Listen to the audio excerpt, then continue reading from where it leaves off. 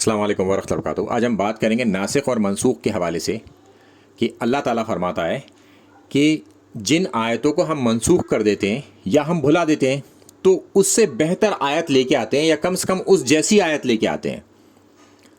تو اس کے حوالے سے اب ہمیں بات کو سمجھنا پڑے گا۔ یہ 5 مقامات ہیں قرآن کے اندر جہاں پر ناسخ اور منسوخ کا ذکر ہے، اور اس کی ڈیٹیل میں جانے کے لیے کوئی اگر پڑھنا چاہے تو شاہ ولی اللہ دہلوی کی کتاب الفوز الکبیر کو پڑھ سکتا ہے۔ اس میں ایک پورا چیپٹر ہے اس حوالے سے۔ اب ہم چلتے ہیں پہلے مقام کی طرف، چیپٹر 2 آیت نمبر 180، جہاں پر اللہ تعالیٰ نے حکم دیا تھا کہ جو بھی مرنے والا ہے وہ اپنے ورثاء کے لیے وصیت کر دے۔ اس آیت کو منسوخ کر دیا گیا اور اس کے بدلے میں دوسرے مقام پر اس کی ناسخ آیتیں آ گئیں کہ اب اللہ تعالیٰ نے سب کو ڈیفائن کر دیا چیپٹر 4 آیت نمبر 11 اور 12 میں کہ کس کا کیا حصہ ہے۔ تو اب وصیت کی ضرورت نہیں، کیونکہ اللہ تعالیٰ نے اب اس کو ایکسپلین کر دیا کہ بیوی کا کیا حصہ ہے، ماں باپ کا کیا حصہ ہے، بچوں کا کیا حصہ ہے، بہن بھائیوں کا کیا حصہ ہے۔ اس کو پورے کو ایکسپلین کر دیا۔ اب ہم چلتے ہیں تیسرے مقام پر، چیپٹر 8 آیت نمبر 65 اور 66، کہ یہاں پر اللہ تعالیٰ نے پہلے آیت نازل کی کہ ایک مومن جو ہے وہ 10 کے برابر ہے،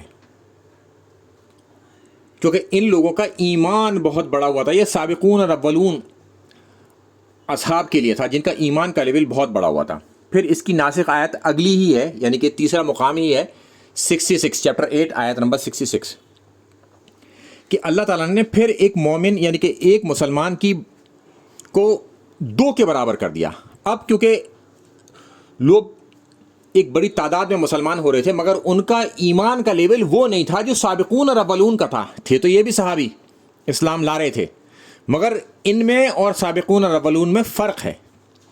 اس وجہ سے اب ایک مسلمان 2 کے برابر ہو گیا۔